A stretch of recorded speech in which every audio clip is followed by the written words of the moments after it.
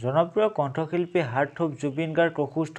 বাথৰুমৰ পৰা পিছলি আঘাতপ্ৰাপ্ত হৈছে জুবিন গাৰ্গ ততাতৈয়াকৈ ডিব্ৰুগড়ৰ সঞ্জীৱনী হস্পিটেলত ভৰ্তি কৰা হৈছে আৰু বিশেষজ্ঞ চিকিৎসকৰ দ্বাৰা তেওঁ চিকিৎসা কৰি আছে বুলি জানিব পৰা গৈছে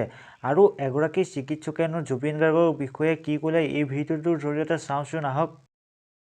আমি যে এটো সঁচাকৈ এটা এপিলেপ্টিক ফিট আহিছিলে এণ্টি এপিলেপ্টিক ড্ৰাগছ সেইটো আমি লোডিং ড'জ এটা দিলোঁ দিয়াৰ পিছত দেখিছোঁ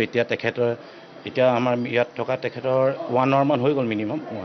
এতিয়া তেখেতে কথা চথা পাতিছে আৰু জিভা চিভা দেখাইছে নিজৰ নাম চাম কৈছে আৰু তেখেতে কৈছে ভোকো লাগিছে অলপ দেৰি পিছত মই কিবা এটা খাম তেনেকৈ কৈছে এতিয়া তেখেত কনচিয়াছে খালি লিটিল বিট অলপ ড্ৰাউজিনেছ এটা আছে এইবিলাক কালি তেনেকুৱা বাথৰুমত পিছল খাই পৰিলে বুলি কৈছে কালি গধূলি তাতে ষ্টিচিং কৰিলে বুলি শুনিছোঁ মেডিকেল কলেজৰ ডক্টৰে গৈ পেলাই কৰিলে তেখেতক ইনচিষ্ট কৰিছিলে যে আপুনি ভৰ্তি হৈ যাওক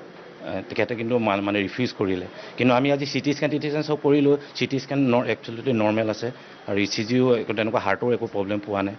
তেনেকুৱা আৰু অলপ নিউট্ৰিচনৰ প্ৰব্লেম আছে খোৱা বোৱা অলপ ভালকৈ কৰা নাই ব্লাড ৰিপৰ্টখিনি অলপ পিছতে আহি আছে তাৰপিছত আমি বাকীখিনি কথা আমি গম পাম এনেই বাকী হেড ইঞ্জুৰি তেনেকুৱা একো পোৱা নাই পৰিছিলে বুলি ৰখে এতিয়া আমি চেলাইন দি আছোঁ চেলাইন দিয়াৰ পিছত অলপ তেখেত ডিহাইড্ৰেশ্যনত হৈ আছিলে খোৱা বোৱা কৰা নাই অলপ বমিও কৰিছিলে বুলি কৈছে এতিয়া চিলাইটো মেডিকেলৰ সেইটোতো বাহিৰত কৰিছে আমি তাত খোলা নাই 3-4টামান পৰিছিলে নাই বডিত আকৌ তেনেকুৱা ইঞ্জুৰি একো নাই তেখেত সদ্যহত সামগ্ৰিকভাৱে এতিয়াতো তেনেকুৱা একো হেৰি আমি দেখা নাই ডেঞ্জাৰ মানে একো তেনেকুৱা হেৰি দেখা নাই বিপদ এতিয়াতো ভাল ৰেছপন্সেই কৰিছে দৰৱৰ প্ৰতি